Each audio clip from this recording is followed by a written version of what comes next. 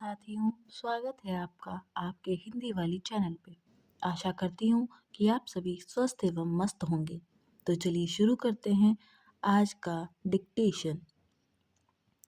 हदें पार करते ट्रंप। अमेरिकी राष्ट्रपति डोनाल्ड ट्रंप का अराजक व्यवहार अपनी हदें पार करता जा रहा है।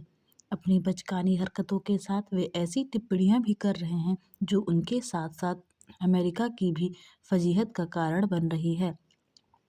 वे पूरी दुनिया और यहाँ तक कि अपने मित्र राष्ट्रों के बीच भी आलोचना, निंदा और उपहास का पात्र बन गए हैं। इसके बावजूद उनके विचित्र व्यवहार पर कोई लगाम लगती नहीं दिख रही है।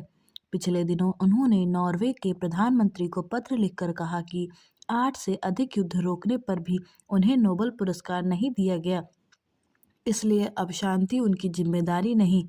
नोबेल शांति पुरस्कार नॉर्वे की संसद की ओर से नियुक्त समिति की ओर से दिया जाता है। इसका यह मतलब नहीं कि नॉर्वे सरकार जिसे चाहे उसे यह पुरस्कार दे दे। लेकिन भला ट्रंप को इस सब से क्या मतलब? वे नोबेल शांति पुरस्कार पाने के पहले भी अधिकारी नहीं थे और वेनेजुएला पर हमला करके उसके राष्ट्रपति का अपहरण करने के बाद तो वे इस पुरस्कार के लिए पूरी तरह तौर पर अयोग्य हो गए हैं। उन्हें केवल वेनेजुएला पर हमला करने से ही चैन नहीं मिला।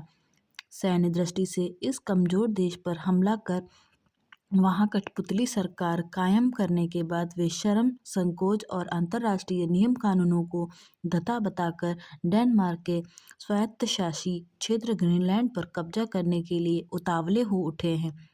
इसके लिए वे यूरोपीय देशों को धमकाने से भी बाज नहीं आ रहे हैं। वे उन पर टैरिफ लगाने और ग्रीनलैंड को हासिल न करने तक उसे बढ़ाते जाने की धमकी दे रहे हैं।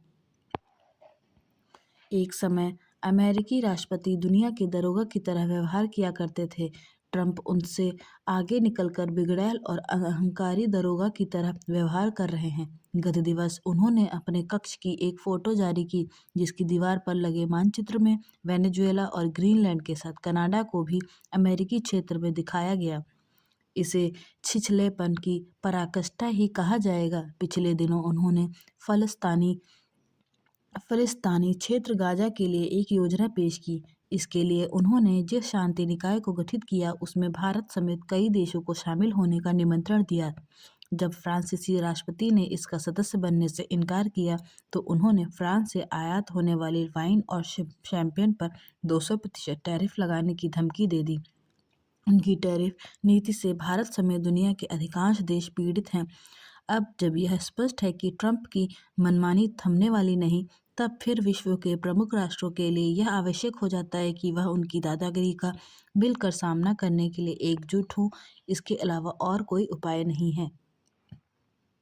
आशा करती हूँ कि आपको यह वीडियो पसंद आई होगी। So please like, share, subscribe करना ना भूलें। धन्यवाद।